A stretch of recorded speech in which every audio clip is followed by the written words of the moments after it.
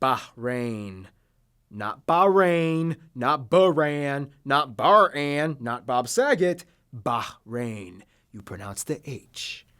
And now we can begin. It's time to learn geography now! Hey peeps, I'm your host Paul Barbato. We're moving on up to the east side of Saudi Arabia. We are going to cover Bahrain. But first, you know the drill. Let's dissect the flag.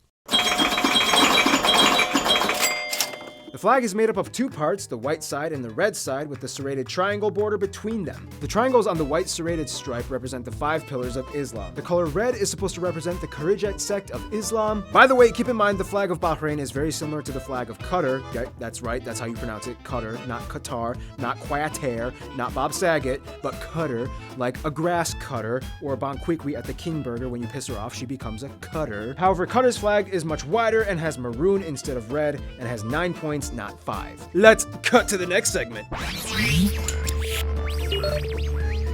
Not many people know where Bahrain is, and partially that's because it's kind of small. If you look at the Arabian Gulf, you'll see the big guys like Saudi Arabia, Oman, Kuwait, and then you get to the small archipelago right above Qatar, and then you realize you've reached Bahrain. Bahrain is made up of 33 natural islands. However, extensive land reclamation projects have actually increased the size of Bahrain by about 40 square miles or 100 square kilometers, and has technically increased the island count to about 84 with artificially constructed islands and islets. Nonetheless, the entire country at its longest is only about 48 kilometers long and 16 kilometers wide. The largest island, Bahrain Island, makes up about 83% of the entire country's landmass and contains the country's capital, Manama, a modern-day architectural metropolis with tall, entrancing skyscrapers, each one almost competing with the other to show superior design and elegance. The country is divided up into 12 different municipalities and 5 different governments. The vast majority of people live in the north, specifically in the capital Manama and the adjacent towns right next to it. The south government is barely populated and has less than 100,000 inhabitants. The government wants to change that though and has been developing civil engineering projects and try to allure the population to spread throughout the outer, secluded regions of the country. For example, constructing a water park in the middle of the desert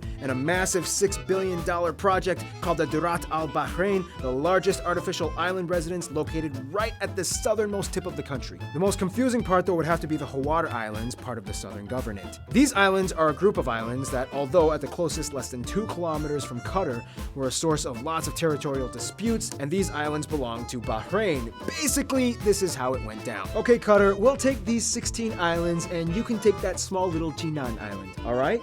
No. Thanks, it was great negotiating with you. Now, although Bahrain is an island, they do have access to Saudi Arabia by the King Fahd Causeway, built in 1986. The bridge was a huge deal in which, prior to its construction, the only way people could get to Bahrain was by a 30-minute flight or a long ferry. Since then, the two countries have never been closer together, both literally and figuratively. Now Bahrain is in the process of building another bridge between them and Qatar, currently referred to as the Friendship Bridge. Talks are still going on, but both countries seem to be excited to start up on it. But you know what I'm excited about? Now, looking at a satellite map, you would think that Bahrain doesn't really have much to offer other than sand.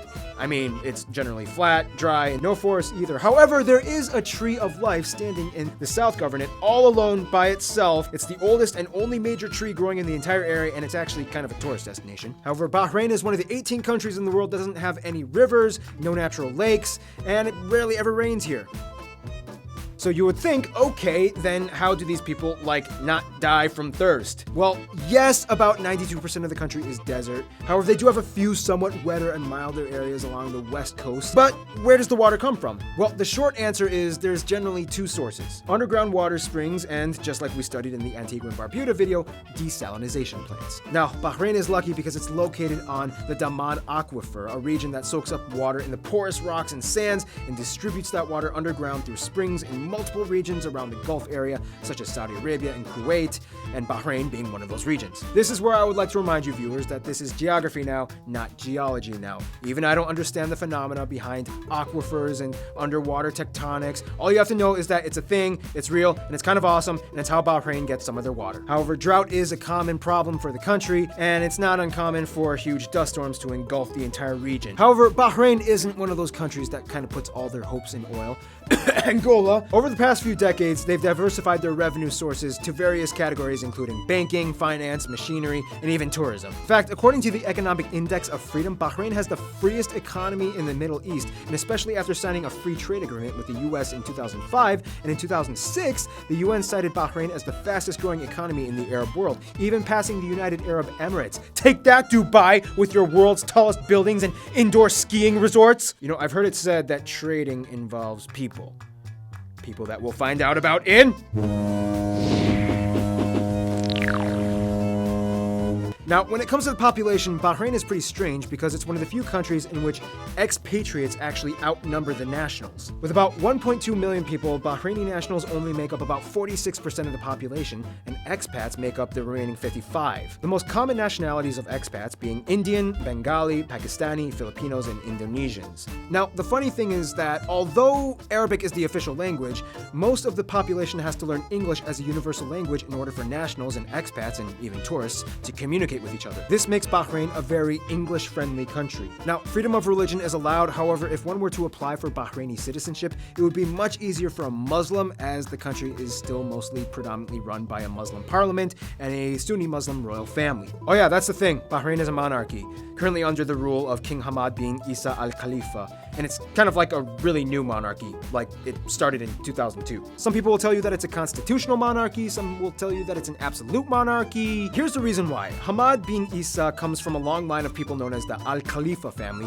which has kind of had a dynasty over the country for 3 centuries. However, each head of state only gave themselves the title of Hakim, which means something like national caretaker, or Emir, which means chief. After his father died, Hamad bin Isa took over the role as the second Emir, as his father was the first Emir, but then 3 years later, he kind of decided to change things up a little bit, and then he was the first one to officially proclaim himself as the King of Bahrain. This was taken with mixed reviews. Some liked it, some didn't like it. Ones that particularly didn't like it most were the Shia Muslims, which make up the slight majority of the country's Muslim population. Complaints about the king and how he administered national affairs started to boil. After the spring uprising in Egypt, many Bahraini citizens jumped in and things got a little heated, and the country saw some of the worst clashing and protesting that it had ever seen in years. It got so bad that eventually they had to tear down the famous Pearl Monument, a common meeting spot for the protesters during the rallies. Today, however, most of the drama is kind of settled and cooled off. However, you still get some people that throw rocks here and there. Oh, and Bahrainis love Formula One racing. Bahrain made history in 2004 as they opened the first Formula One Grand Prix in the Middle East, and every year they hold the event, which draws in huge international audiences. Oh, and another thing, alcohol is totally allowed in Bahrain, which is why a lot of their dry neighbors keep an eye on them and visit frequently. Neighbors that we'll discuss in... Bahrain is one heck of a guy, isn't he? It's kind of crazy that Dubai gets all the attention. For what it's worth, though, pretty much all the countries represented by the expats have good relations with Bahrain, like India and Pakistan and Indonesia, Malaysia, and the Philippines. But when it comes to business, though, Bahrain knows how to play their cards. Turkey and the US are among their top business partners, and they've even allowed the US's Fifth Fleet to station themselves in the Bahraini territory. Now, when it comes to the UK, things are kind of...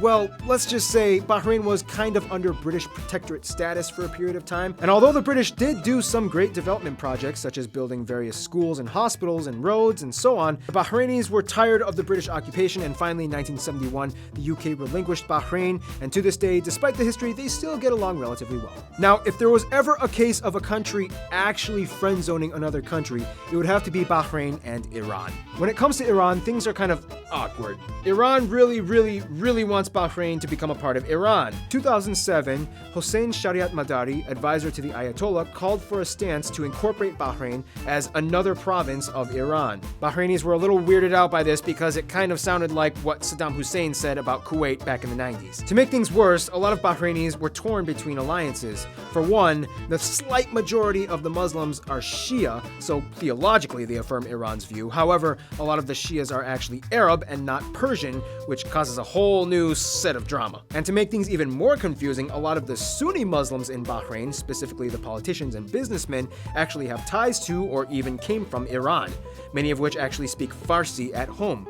This causes a weird state in Bahrain in which they're kind of like, look, Iran, I'm trying really hard to be cool with you, and I like you, but you need to kind of just give me some space because you're kind of creeping me out. However, when it comes to their best friends, Bahrain would more or less probably consider Saudi Arabia. However, the only issue is that Saudi Arabia is kind of like the friend that doesn't quite know how to stop partying. Bahrain is kind of seen as like the Disneyland of Saudi Arabia, and every weekend tons and tons of Saudis come over to party and they kind of go a little nuts. Bahrain is kind of like, look, Saudi Arabia, I love you guys, you know, we have so much fun together, but seriously, you need to stop trashing my apartment. Oh my god, no, I'm so sorry. No, like seriously, here, just take $14 million. Just buy yourself a whole new apartment. That's not what...